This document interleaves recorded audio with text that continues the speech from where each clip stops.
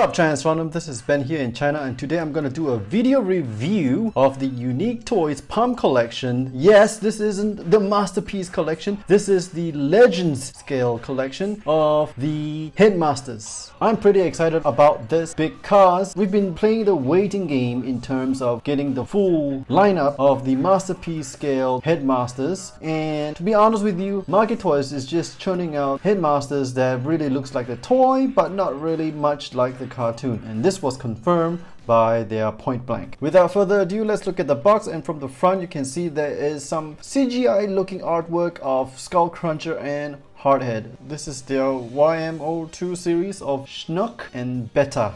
Am I pronouncing this right? Schunck and Betta. I don't know who's who, but oh well. Here's the box from the side, the other side, the top, the bottom, and the back. Here is the box compared to an MP car box. From the front, it's a little longer, and this is how the box compares to the MP1516E cassette bot and Cassettron box. And here is from the side. So without ado, let's crack this guy open. Here we have Skullcruncher and Hardhead laid out with their accessories. I don't know what this blaster or gun belonged to, but probably belongs to Tom and Jerry, or their interpretation of Transformdom and Weird Wolf. Correct me if I'm wrong. Looking at Hardhead, there is a little bit of paint details where it's needed, like those eyes and mouthpiece and a little bit of paint here, but most of it is just molded to the colors that is intended to be. For Skullcruncher, you know, you got your painted visors and face piece, a little bit of paint on the arm details and maybe around there, but most of it is just molded to the colors that it is supposed to be. The feel of the plastic feels kind of soft, not that it's malleable or whatsoever, but it still feels quite sturdy. But it's definitely not the type of plastic that you will see on a Masterpiece. Not that that is a bad thing, it's just a manufacturing decision. For Hardhead, the butt feels pretty good. There's stiff joints over here, a bit of a loosey-goosey leg. For such a small figure, it has a little bit of heft, and I'm quite impressed. And the back here cleans up pretty nicely. Well, Skullcruncher has this very funny shoulder joint moving parts. I think that's just part of the transformation. Everything feels a lot more solid compared to Hardhead. I don't really like the heels because you need to kind of pull it towards the ground so that it can stand really nicely and more upright. If you push the heels back into the butt, when you try to stand the guy, he will lean back, and so you need to pull the heels up a little bit and let him stand. Another cool gimmick that the Unique Toys Headmasters have are these power-up readings. And here's the one on Skullcruncher.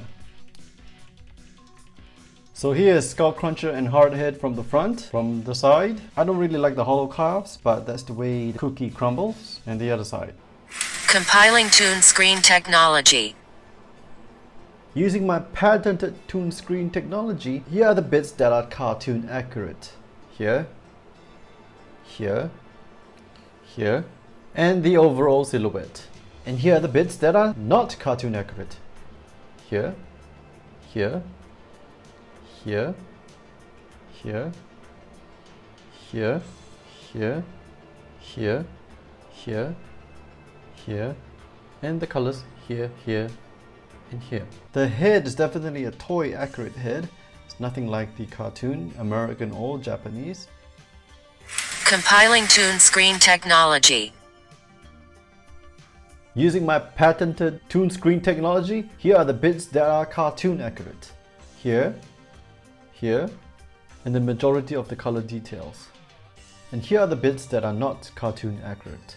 Color here, here, here, detail here, here, here, here, and here are the 4 Nebulons that I have currently. Are the 4 Headmasters I have currently. And here they are with the heads switched up, and here are the cons with the heads switched up. Let's go through the articulation checklist for Hardhead.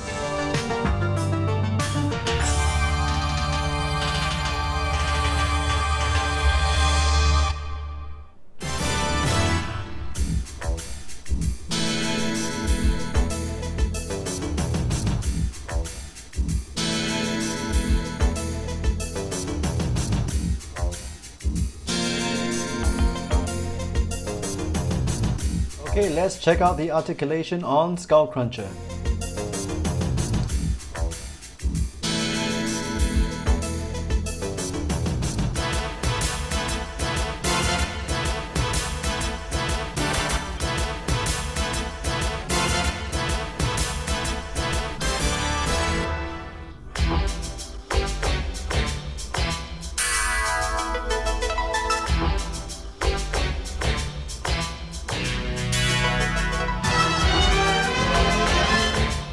Alright, let's transform Hardhead from the bot mode to the alt mode.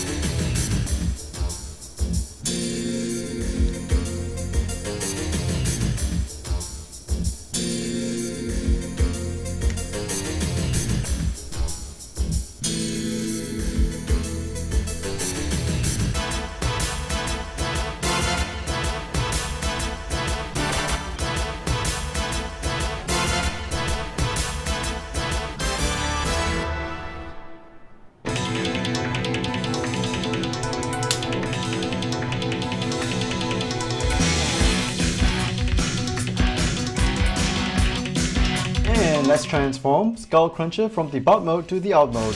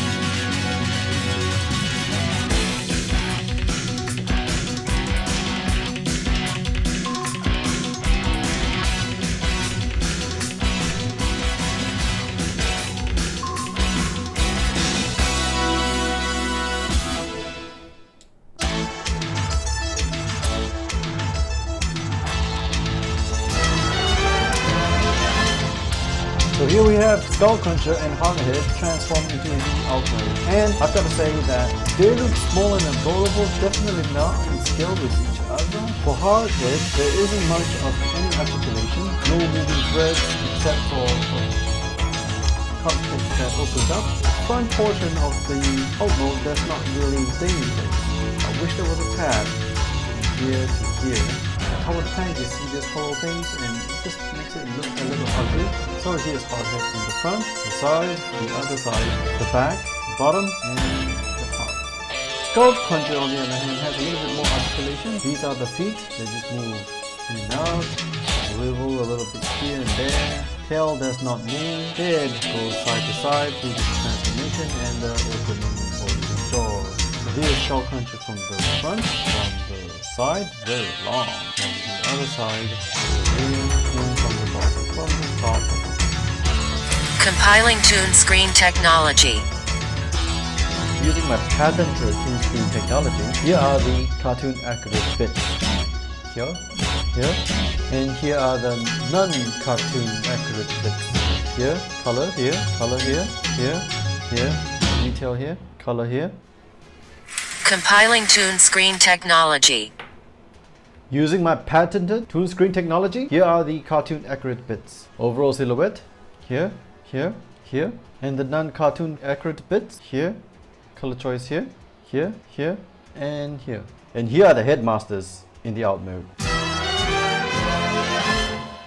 So these are the two first legend scale third-party toys or any legend scale toys I've ever purchased. So what do I feel about them? Why do I even bother buying legend scale toys when I have masterpiece toys? There are three reasons why I started collecting these legend scale third-party toys. First of all, Takara hasn't even come out with any of the headmasters, and because of that they have not really established the scale for post-movie Transformers. For example, Hot Rod is really small, Ultraman is really tall, but what's in between? What's the scale of Redgar, for example? What about Chrome Dome compared to cup. Secondly, the third-party companies are kind of slow in coming up with the headmasters. And because there are different third-party companies making Autobots and Decepticons, as well as Autobots Target Masters and Decepticon Target Masters, you have scales that are all over the place. For example, Fans Toys with their Target Masters, Cub, for example, is going to be taller than MP28 Hot Rod, which is the established scale. And Market Toys are making the Autobots scale to MP9 Rodimus Prime instead of MP28.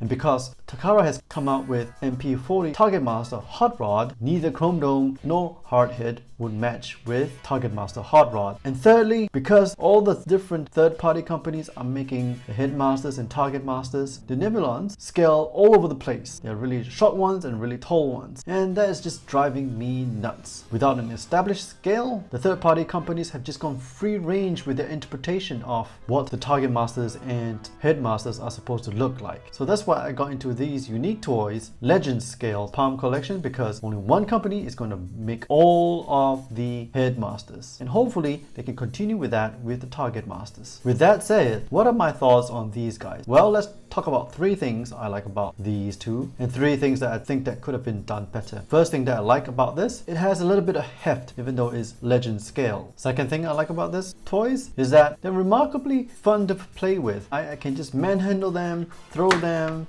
you know, I don't have a worry about how I treat them, and they're gonna just do a-okay. And the third thing I like about these toys are that even for a Legend scale, they are remarkably articulate. For example, this pose, or this pose. But what are the 3 things that I think that could have been done better? I would just love that if they can start doing better upper body articulation. For example, butterfly joints, maybe ab crunches, you know what I mean? Second thing that I think that could have been done better, give me cartoon accurate head sculpts. Third thing I think that could have been done better, maybe have the paint apps resemble more closely to the cartoon. So would I recommend these guys? If you're looking for G1 niche Legend scale toys, these are for you. For myself, I think I'm just gonna hold off on buying any more Legend scale toys. But with the unestablished scale that we see in the Masterpiece third party line, I may decide to just let go of my Headmasters and Target Masters and just focus on season 1, 2 and movie bots, and that's about it. So those are my thoughts. What are your thoughts? Please leave your comments in the section down below. If you enjoyed my video, please hit the like and share button, and also don't forget to hit the bell and sub button. Again, this is Ben in China signing off, and I'll see you on the flip side.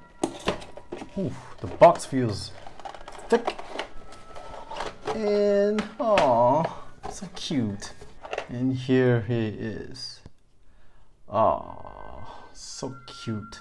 Right from the get-go, this is the toy face, not the cartoon face. So come on, I want some cartoon accuracy.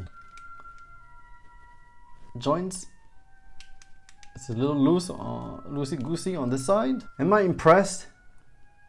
Well, I'm okay.